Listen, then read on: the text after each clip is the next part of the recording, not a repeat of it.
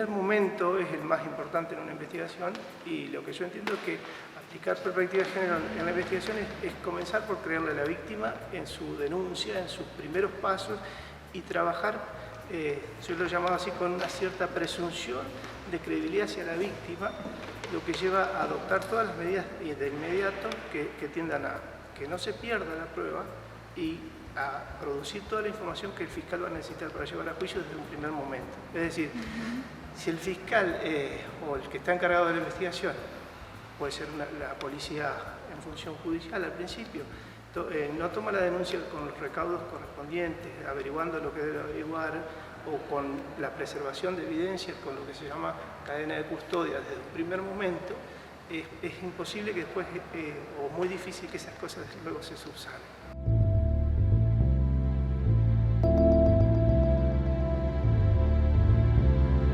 La prueba del contexto choca muchas veces con el principio de inmediación, concentración y demás que requiere el debate. Es decir, esto es así, tenemos muchos casos de litigación de violencia de género que la víctima en debate se retracta, la víctima en debate no quiere colaborar, la víctima no quiere ir al debate, es decir, atravesada por lo que Leonora Walker llama el ciclo de violencia. Muchas veces la víctima no coopera en términos de lo que sería esperable en una víctima de otro tipo.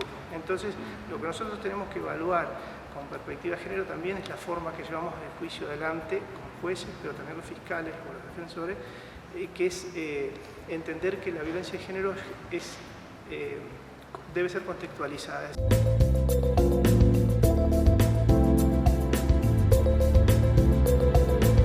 Es decir, tenemos que tener en cuenta el proceso histórico que ha vivido la víctima, digamos, las posibilidades que tiene de expresarse,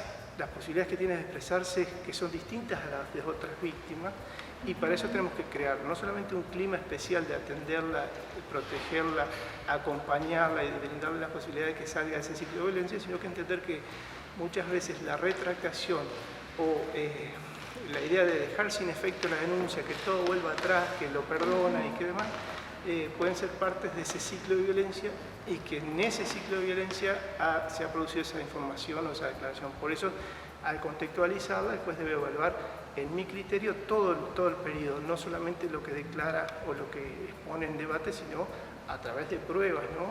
Como pueden ser informes médicos, de anteriores denuncias, testigos.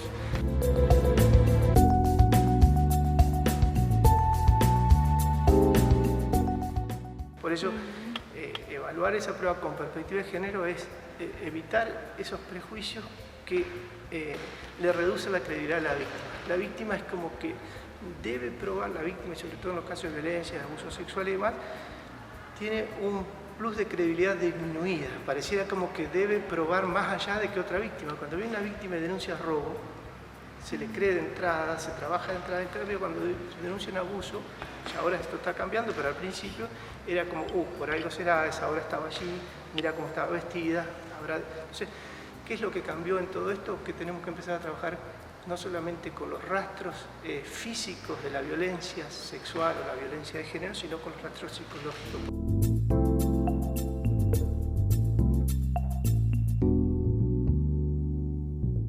El gran cambio de esto está el consentimiento. Es decir, los delitos de abuso sexual, los delitos de integridad sexual cambiaron hace un tiempo ya y trabajamos con la idea de libertad. Y la libertad trabaja con consentimiento. Donde no hay consentimiento hay abuso.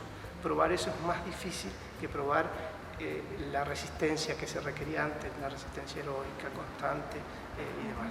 Entonces, incluso se requería que haya cierta resistencia física o rastros físicos de la resistencia. Entonces, estos paradigmas tenemos que trabajarlos, tenemos que hablarlos y tenemos que trabajar en fortalecer la credibilidad del testimonio, pero no sobre lo que el juez cree que está bien, sino sobre lo que el juez puede comprobar que está bien a partir, reitero, de la credibilidad del testimonio de la víctima, que se aporta con factores externos.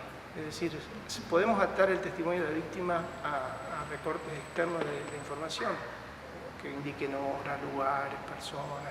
Lo importante es dar cuenta de por qué se toma la decisión. Y lo importante es, cuando tomamos la decisión, no trabajar con prejuicios.